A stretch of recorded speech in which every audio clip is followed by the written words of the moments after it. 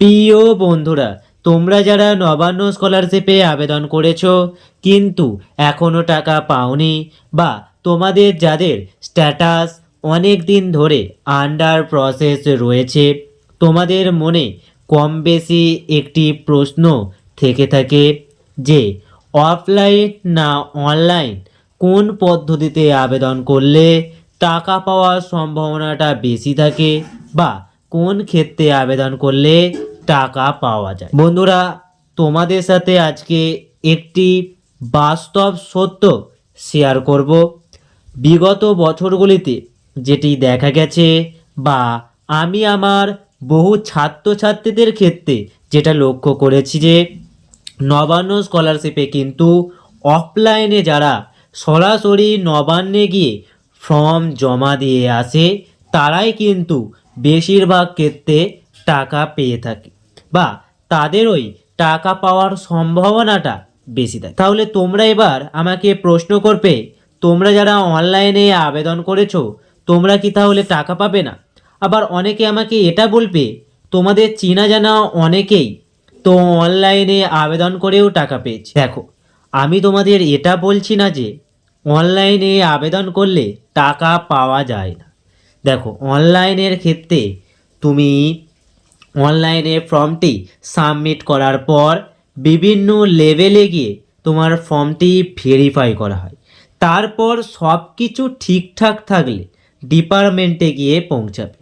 অনলাইনের ক্ষেত্রে তোমার ফর্মটি কিন্তু রীতিমতো অনেক বাধা অতিক্রম করতে হচ্ছে। দেখা গেল তোমার ফর্মটি বিভিন্ন লেভেল অতিক্রম করতে করতে 2-3 মাস সময়ে লেগে গেল, যেটা তোমাদের ক্ষেত্রে রীতিমতো ঘটছে। তোমাদের কারো কারো ক্ষেত্রে 2-3 মাস ধরেই আন্ডার প্রসেস রয়েছে। অপরদিকে যদি দেখো অফলাইনের ক্ষেত্রে, তাহলে অফলাইনে যারা ফর্ম সরাসরি নবান্নে গিয়ে জমা দিয়ে আসছে তাদের ফর্মটি স্কলারশিপ ডিপার্টমেন্টে যেতে কত সময় লাগে? যদি তুমি সকালে ফর্মটি নবান্নে জমা দিয়ে আসো, তবে সেটি দিনের শেষে সন্ধ্যাতেই কিন্তু স্কলারশিপ ডিপার্টমেন্টে জমা পড়ে যাচ্ছে। তাহলে অফলাইনের ক্ষেত্রে ফর্মটি পৌঁছাচ্ছে 6 থেকে 8 ঘন্টার মধ্যে। এবার তোমরাই বিবেচনা করো কাদের টাকা দেওয়া হতে পারে, বা কাদের ক্ষেত্রে টাকা দেওয়ার সম্ভাবনাটা বেশি হতে পারে। যদি 100 জনের টাকা রিলিজ করা হয়, তার মধ্যে দেখা গেছে 60 জন অফলাইনে আবেদন করা ছাত্র পেয়েছে এবং 40 জন অনলাইনে আবেদন করা ছাত্রছাত্রী পেয়েছে।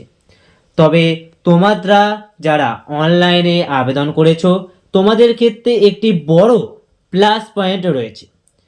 তোমাদের ফর্মটি ফিল আপ করার সময় যদি কোনো ভুল হয়ে থাকে তাহলে তোমরা স্ট্যাটাস দেখে জানতে পারছো, এবং পরবর্তীকালে তোমরা সেই ভুলটি সংশোধন করে পুনরায় ফর্মটি সাবমিট করতে পারো। কিন্তু অফলাইনের ক্ষেত্রে ভুল সংশোধন করার কোনো অপশান থাকে না। ফলে অনলাইনের থেকে অফলাইনে বেশি সংখ্যক স্টুডেন্ট আবেদন করলে সেই রকম হারে কিন্তু টাকা পায় না। বিগত বছরগুলিতে যেটা দেখা গেছে যে অফলাইন স্টুডেন্টদেরই কিন্তু বেশি টাকা হয়েছিল। এবছর কিন্তু সেই নিয়মের ধারাবাহিকটি বহাল রয়েছে। তবে এবছর তোমাদের জন্য বিরাট বড় গুড নিউজ রয়েছে। এবছর কিন্তু টাকা দেওয়ার হারটা অনেক বেশি। এবছর কিন্তু প্রচুর ছাত্রছাত্রীদের টাকা দেওয়া হচ্ছে। কাজেই তোমাদের যাদের এখনো পর্যন্ত আন্ডার প্রসেস রয়েছে, কিছুদিনের মধ্যেই কিন্তু একটি ফান্ড আসতে চলেছে। এই ফান্ডে তোমাদের টাকা পাওয়ার সম্ভাবনা কিন্তু অনেকটাই রয়েছে। আশা করি তোমরা সম্পূর্ণ বিষয়টি বুঝতে পেরেছো। এরপরেও যদি স্কলারশিপ বিষয়ে অন্য কোনো প্রশ্ন থেকে থাকে তাহলে অবশ্যই কমেন্ট সেকশানে কমেন্ট করে জানিও।